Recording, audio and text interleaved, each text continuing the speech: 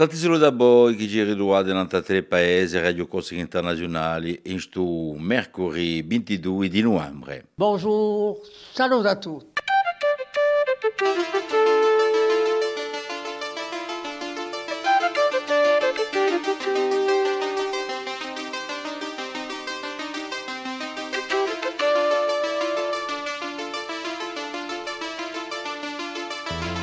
All'ascolto di Radio Corsica Internazionale, prima Radio Corsica. Eh bien, le bonjour à tous, pour tous ceux qui sont en train de nous rejoindre, que ce soit sur RCI, Radio Corsica Internazionale, ou bien sur Télépaese. Voilà, c'est la matinale, on se retrouve depuis quelque temps sur ces deux médias en simultané. Et puis pour ceux qui ne sont pas habitués, tiens, vous allez voir, vous allez retrouver la météo, l'information, une rubrique littéraire, le turf et l'invité du jour qui sera aujourd'hui Baptiste Acquaviva. Nous allons débuter avec les dictons et proverbes du jour avec Marie-Ange Geronimi. Salut a tutti e come torna con voi stamane per mintua un proverbio. Allora, stiamo nua mondiusca, stiamo nua dividia, stiamo nua venista e per parlare di dividia, non si può mica parlare di dividia senza mintua a San Martino. Sapete che San Martino è usato di i vignaroli, è usato di a dividia, né? Di quello che dà in abbondanza. Dunque, state a sentire questo qui. Pane anco e fighi maduri, se mu prendono i fighi, pane anco e fighi maduri, ma che lauri. Allora, chi è pane anco e fighi maduri, sapete che c'è un detto che si mangia un pane negro o si mangia un pane anco. Quando lo si mangia un pane anco, dice che tutto va bene. Se c'è di uno che oggi non conosce mica, conosce gli orni appena più difficili, si dice che si è mangiato tutto il pane anco, perché che non ha più nulla. Dunque, pane anco e fighi maduri, ma che lauri, perché i fighi maduri sono buoni, ma i fighi non sono mica maduri, che sono mangiarbi, andate pure a mangiarli voi. Quando runzigassi, piuttosto runzigassi una castagna, vi la dico io. Allora, dunque abbiamo mintato a San Martino, non ci scordiamo mica che siamo in periodo di Sant'Andrea e che in Bastia ci sono assai affari che sono fatti per i zideli, noi scuole, per la soggi e di noi, allora bagliai ciò che è un mercoledì 29 in Bastia dopo mezzogiorno a sala polivalente di Lubino e alla casa di Igheru di Zudo, la maison des quartiers sud, da 2 ore a 6 ore vorrei andare a portare mangiusca che sarà distribuita alla Soggi Garidadi che aderanno a gente che disgraziosamente oggi è di più in più, a gente che non hanno mica di che compie e so 20 mesi e che non hanno mica di che mangia pane anche fighi maduri tutti i giorni. Donc alla maison des quartiers sud de 2 heures à 6 heures dopo mezzogiorno o mercoledì 29, da 2 ore a 8 ore, a 6 ore, scusate, ci sarà a Mediadega, sempre a casa, alla maison polyvalente, alla salle polyvalente, ci saranno animazioni per i zideli da 3 a 11 anni, non taudema di Sant'Andrea e io allora che la giburta, né? E a 6 ore ci sarà un rompis di diuno, un goûter che sarà regalato da ZCAS di Bastia per i zidili. E Cuberodie, vi ringrazio e a domani. Merci Marie-Ange, on vous retrouve demain donc pour la suite de ces dictons, de ces proverbes. Un petit clin d'œil sur la météo avec Philippe Jam ainsi que sur l'information de ce jour.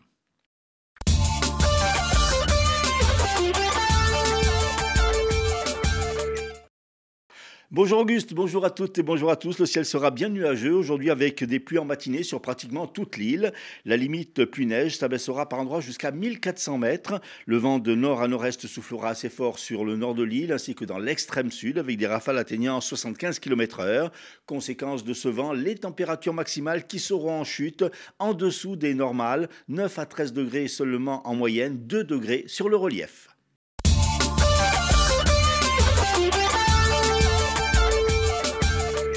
Après que leur bébé Marcelo est décédé le 25 avril dernier à Marseille, 21 jours après sa naissance, les parents, en présence de leur avocat, ont dénoncé hier à Ajaccio un défaut de prise en charge de la maman. Celle-ci, enceinte de 31 semaines et 3 jours, avait été hospitalisée début avril pour de fortes douleurs pelviennes. Quelques jours plus tard, à nouveau en proie à de fortes douleurs, les pompiers étaient intervenus à son domicile. Mais selon maître Jean-Christophe Coubris, l'avocat de la famille, il y a eu une méprise sur la gravité de la situation. Les médecins n'auraient pas pris conscience de l'hémorragie interne dont elle était victime. Une hémorragie interne, poursuit l'avocat, privant le bébé d'oxygène. Quelques heures plus tard, le bébé naissait par césarienne en état de mort apparente. Réanimé, il était alors évacué sur Marseille. Pour l'homme de loi, le nouveau-né n'a pas été placé en hypothermie, ce qui aurait pu être la seule véritable chance de préserver son cerveau après une anoxie si longue. Si à ce jour aucune plainte n'a été déposée par la famille, un dossier a toutefois été adressé à la commission de conciliation et d'indemnisation afin de comprendre et d'identifier les fautes médicales de l'hôpital. Une fois le rapport d'expertise publié, alors une plainte pourrait être déposée, mais d'ores et déjà, les parents du petit Marcelo réclament la démission du directeur de l'hôpital d'Ajaccio. De son côté, la direction de l'hôpital n'a pour l'heure pas souhaité répondre aux accusations. Une salle de repos pour les Corses obligés de prendre l'avion pour se soigner a été inaugurée hier à l'aéroport de Nice par la compagnie Air Corsica. Un espace tel qu'il en avait été inauguré à Marseille en 2017. Nice dispose donc désormais de cet espace de repos de 25 mètres carrés. À l'étude également un tel espace à l'aéroport d'Orly à Paris. Alors qu'il comparaissait hier devant le tribunal correctionnel de Melun pour recel de violation du secret professionnel, Jacques Mariani y a été relaxé. La justice lui reprochait d'avoir détenu dans sa cellule un document policier confidentiel du ministère de l'Intérieur. Si à l'audience d'hier, le parquet a abandonné les poursuites pour la note confidentielle, par contre, elle a toutefois réclamé 4 mois de prison ferme pour la détention par le prévenu de 2 clés USB dans sa cellule. In fine, Jacques Mariani a été condamné à 800 € d'amende. Le président de la République recevra aujourd'hui des maires de France, dont 16 de Corse, au palais de l'Élysée. À cette occasion, il remerciera les maires pour leur engagement auprès des concitoyens dans un contexte singulier, avec les émeutes de l'été dernier, les événements climatiques ou encore les violences envers les élus. Pour Emmanuel Macron, cette allocution sera également l'occasion de souligner la conscience de l'exercice d'un mandat de plus en plus difficile et les réponses que l'État y a apportées en termes de lutte contre les agressions, ainsi que celles destinées à améliorer les conditions de son exercice. Le président de la République présentera également les attendus de la mission confiée à Eric Woerth sur la décentralisation, la clarification des compétences dévolues aux strates territoriales, la simplification et la déconcentration qui visent à rendre plus simple, plus lisible et plus efficace l'action publique locale et à renforcer le lien entre les citoyens et leurs élus. La coordination AFM Téléthon Haute-Corse a présenté hier à Luciana les actions fortes de la 37e édition qui se déroulera les 8 et 9 décembre. Un des moments forts sera le 9 décembre au complexe sportif de Borgo avec la venue du champion du monde de karaté 2023, Mehdi Filali. Le jeune homme de 23 ans, invité par la championne corse et marraine du Téléthon en Haute-Corse, Cassandra Sampieri, dirigera un stage de 2 heures ouvert à tous les sports et tous les pratiquants d'arts martiaux. Les 10 € de participation seront entièrement reversés à l'AFM. Sur place également des stands divers qui permettront de récolter les fonds. D'autres événements auront lieu dans les villes et villages de la Haute-Corse, tels les écoles, les collèges, les lycées, les mairies, les crèches, l'université de Corse ou encore les clubs et les associations.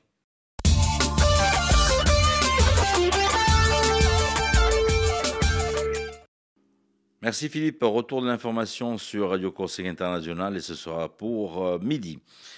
On poursuit avec les pronostics épiques de notre ami Rémi.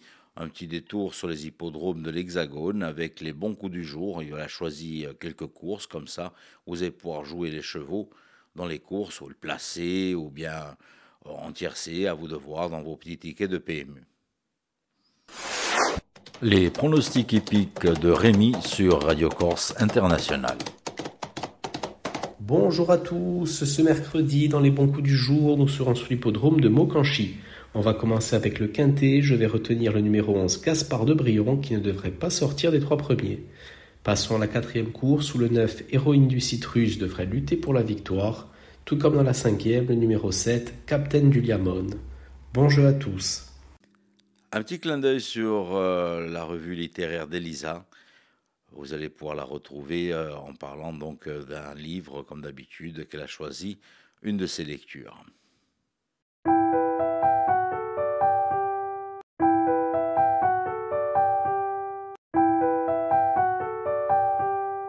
Aujourd'hui, j'avais envie de vous parler d'un de mes coups de cœur de cette rentrée littéraire, Un très honnête bandit, du journaliste et écrivain Antoine Albertine, publié aux éditions Lattès. Comment démythifier et démystifier la figure du bandit d'honneur ? Eh bien, c'est chose faite avec ce roman. Un très honnête bandit est tiré d'un fait divers oublié qui fit pourtant les gros titres de l'époque. L'histoire du jeune Xavier Roquigne, surnommé l'animal et la bête, qui prit le maquis après avoir vengé la mort de son père. Tout commence à Mouratel, près de Porto-Vecchio en 1882, à la fin d'une après-midi d'août longuement cuite par un soleil blanc. Au village, il y a la haine ancestrale et tenace entre les familles Taffagne et Roquigne, une haine ravivée par la politique et qui prend une dimension funeste lorsque le plus jeune fils Taffagne y trouve son chien mortellement éventré. Qui tue le chien, tue son maître. Quelques semaines plus tard, le corps de Jean-François Roquigne est retrouvé, percé de 2 balles tirées à bout portant. Sous les harangues de sa mère, veuve, Xavier Roquigne, le fils, abat Simon Taffagne, 19 ans, de 2 coups de fusil. Son destin est scellé. Une cavale sauvage débute à travers des paysages rudes et sublimes.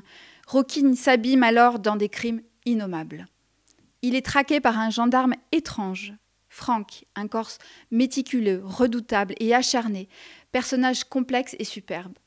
Xavier Roquigne est capturé, jugé puis exécuté à l'âge de 24 ans par le bourreau d'Ebler. Le roman d'Antoine Albertine, car il s'agit bien d'un roman, il en a le souffle, il en a l'ampleur. Ce roman s'attache à raconter cette histoire violente, féroce, et s'attelle à en démonter l'implacable mécanique. Par sa plume acérée comme la lame du couteau, teintée d'ironie mordante, mais également imagée, sensible et poétique, Antoine Albertine sait passionner son lecteur. Et l'on découvre une Corse rurale minée par les méfaits et les attaques des bandits, ces êtres sanguinaires et sans scrupules qui faisaient régner la terreur chez les villageois et n'hésitaient pas à tuer ceux qui osaient leur désobéir. Le mythe du bandit d'honneur, glorifié par de nombreux romans du XIXe siècle, est pulvérisé et c'est salutaire. À travers ce roman très documenté et la chronique judiciaire, l'auteur interroge avec finesse la violence intrinsèque à cette société et sa complexité. D'où vient cette violence ? Du fusil que l'on érige en symbole dans chaque foyer ? De la justice française bouffonne, insuffisante et incapable ? De la pauvreté qui ravage les campagnes et use les âmes ? On dévore avec grand intérêt ce roman épique, sombre, intense, aux multiples facettes. Chaque personnage est ciselé. Et j'avais envie de vous en lire un petit passage. Et à chaque coup de fusil, les yeux se ferment, bouche close et paroles éteintes. La nature même retient son souffle entre les branches des oliviers, suspend le chant des ruisselets dans l'air suffocant des Souléognes. Et le sang des victimes, ce sang que boit le maquis incendié de soleil, se met à gronder comme un fleuve souterrain. Jamais aucun bandit ne prit la défense de la veuve et de l'orphelin. Jamais la Corse ne compta le moindre justicier s'enfuyant au triple galop à la barbe des gendarmes après avoir secoué le joug des puissants. Les bandits ne sont que putrescence, vomis des boyaux de la terre, créatures de cauchemar, chevauchant la peur et la nuit. Un très honnête bandit, c'est ma pépite de la semaine.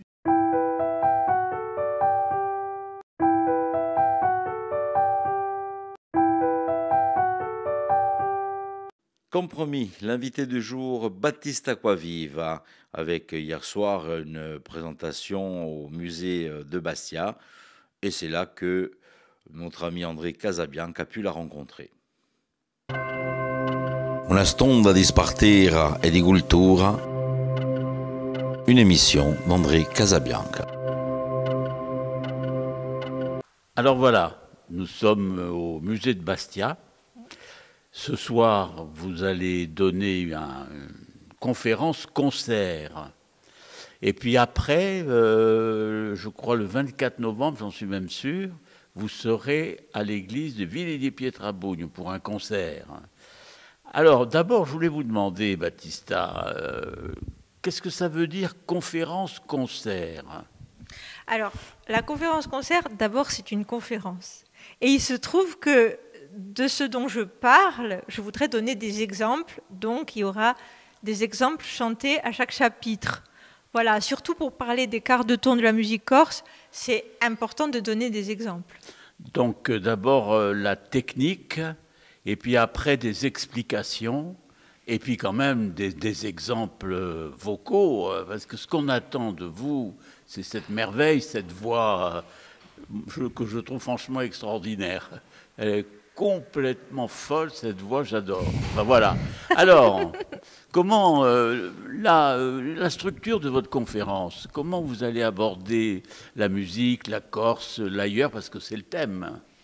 Alors, plus ça va, plus on monte. Mais d'abord, on parle de la Corse. Ensuite, on compare la musique corse et vraiment les particularités, c'est-à-dire tous ces micro-intervalles, ces quarts de ton qui se perdent petit à petit et qui faisaient la sève du chant corse, tout comme la sève du chant arabe, du chant arménien, etc. Et petit à petit, on va vers les musiques du monde pour comparer la musique corse, le chant corse, aux autres musiques du monde et aux autres placements de voix et quarts de ton de musique du monde. Parce que de festival en festival, j'ai rencontré des musiciens arméniens, par exemple, qui m'ont dit « mais il y a des similitudes entre ce que tu fais et ce que nous faisons. Regarde, et on va t'apprendre une chanson de chez nous. » Et donc, effectivement, j'ai pu voir combien c'était proche. Et on va faire un chant arménien ce soir. Alors, l'Arménie, c'est loin.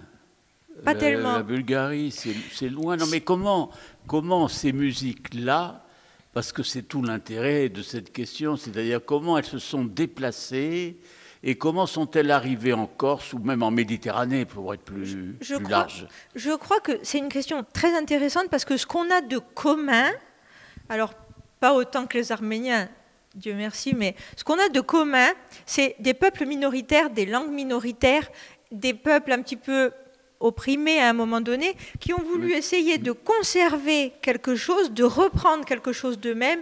Et quand l'Arménie chante, c'est pas seulement Aznavour, c'est vraiment des chants avec des mélismes et des particularités qui rejoignent la Corse, tout comme le chant bulgare, etc. Donc, je pense que ces gens au relief particulier chantent un petit peu comme ils sont, comme leur paysage, comme nous. Et on retrouve vraiment des particularités, presque même, c'est une revendication presque sociale quand ils chantent. Vous voyez ce que je veux dire? Alors leur texte, qu'est-ce qu'ils racontent? Est-ce qu'ils racontent les mêmes textes que les chants corses ou pas du tout? Comment? Alors là, je parle vraiment de la musique traditionnelle arménienne, de la musique traditionnelle bulgare. Ce sont des textes qui ressemblent un petit peu aux nôtres, qui sont intemporels. Donc les musiques traditionnelles, c'est intemporel, c'est vraiment du passé. C'est intemporel et il y a des sujets d'amour, des sujets de famille et des sujets, comme chez nous, d'animaux. On a beaucoup de la manti d'animali en Corse. Oui, donc alors, vous-même, donc ce sont les voyages qui vous ont permis de connaître et un petit peu d'apprendre cette musique. Vous êtes allé en Arménie, vous venez de le dire, c'est pas donné à tout le monde. Donc vous avez récupéré d'une façon évidemment, on peut dire importante, ces textes et ces chants, et vous les répercutez en Corse. Alors, j'ai même pas eu besoin d'aller en Arménie. Je suis allée au pied du Mont Blanc, dans le festival d'André Manoukian, qui avait voulu me faire accompagner de musiciens arméniens, parce que lui aussi, il trouvait des similitudes entre nos musiques. Et c'est comme ça que j'ai appris ces chants-là. Je suis vraiment pas spécialiste de la musique arménienne. Je chanterai ce soir donc un chant arabe, un chant arménien, un chant arabe que j'ai appris à Dubaï, parce que, évidemment, on ne peut pas passer par Dubaï sans apprendre un chant arabe. Enfin, pour moi, c'est évident, et qu'il y a vraiment ces mélismes, cette échelle tonale différente du clavier bien tempéré, du piano et de la musique variété ou de la musique classique. Vous voyez, c'est une autre manière de faire de la musique. Dans un demi-ton, au sein d'un demi-ton, dans le piano, il n'y a rien. Et dans la voix, dans le violon arménien, dans un demi-ton, il y a 2 autres notes. C'est ces notes-là qui sont importantes et intéressantes.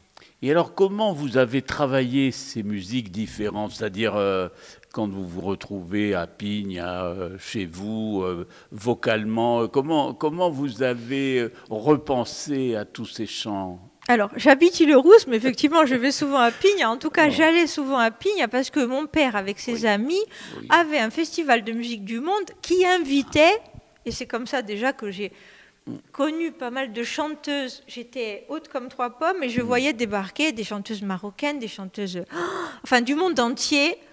Je me disais, c'est pas possible. C'était toutes des divas. Toutes des divas. Et je voulais vraiment faire comme elles parce que j'avais pas de modèle de chanteuse en Corse.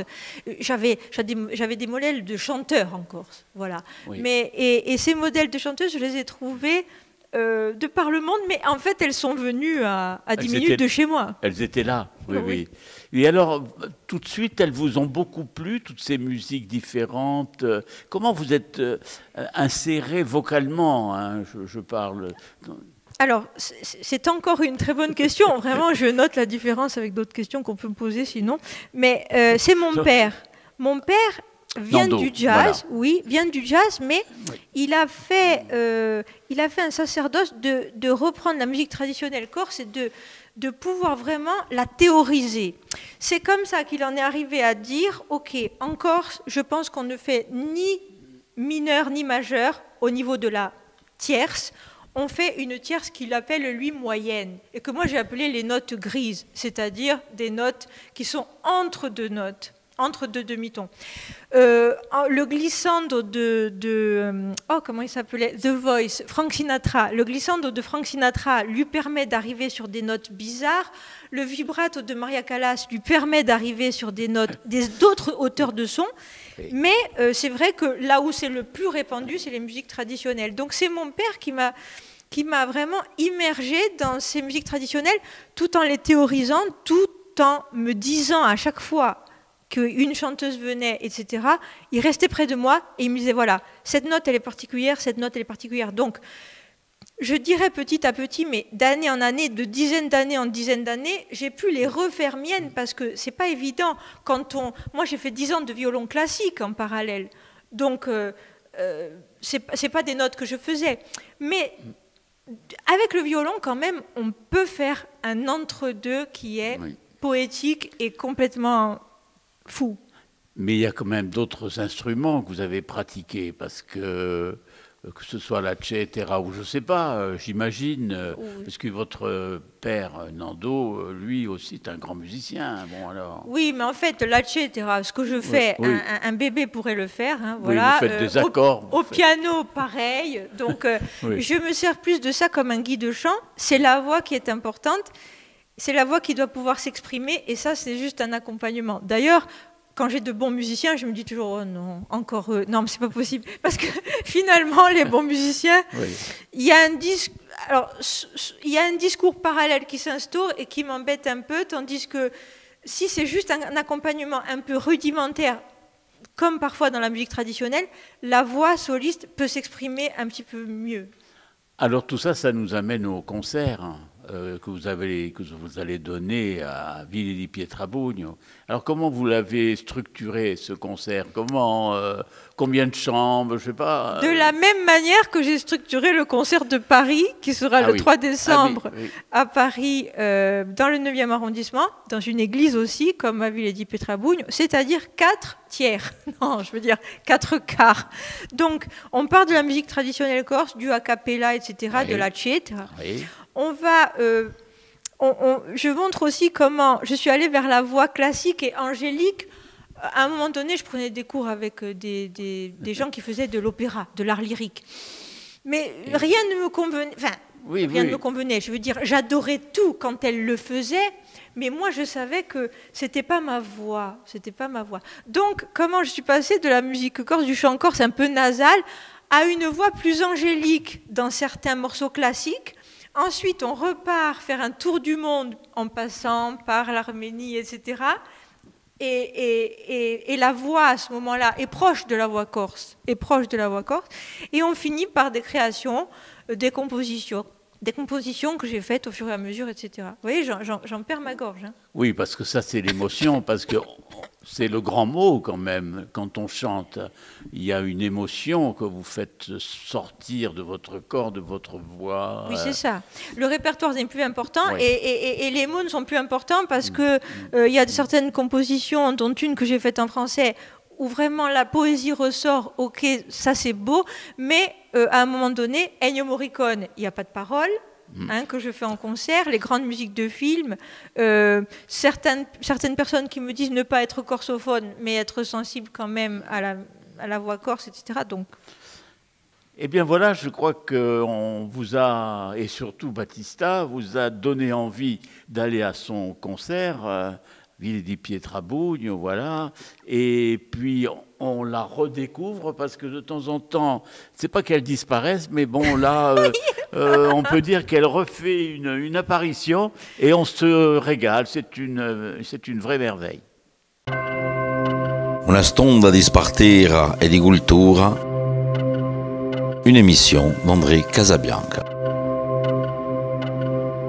Voilà pour Battista, j'espère que vous avez pris le rendez-vous sur sa soirée à Ville de Pietrabugno pendant que pour ce 24 novembre. Ben voilà, on arrive à la fin de cette matinale. Elle va être en rediffusion sur Télépaèse ainsi que sur Radio Corse International. N'hésitez pas à nous envoyer un petit mot aussi sur les réseaux sociaux, Facebook et compagnie. Voilà, vous mettez un petit mot, vous aimez pas. Et puis je vous rappelle que vous pouvez retrouver l'ensemble des rubriques de la radio sur son site Radio Corse International, tout simplement rci.websiteradio.co. Et là, vous arrivez sur la plateforme et vous avez aussi la radio en direct. Quant à moi, je vous donne rendez-vous donc pour demain matin, même heure, même antenne. Et passez une très très bonne journée. Bonjour, salut à tous.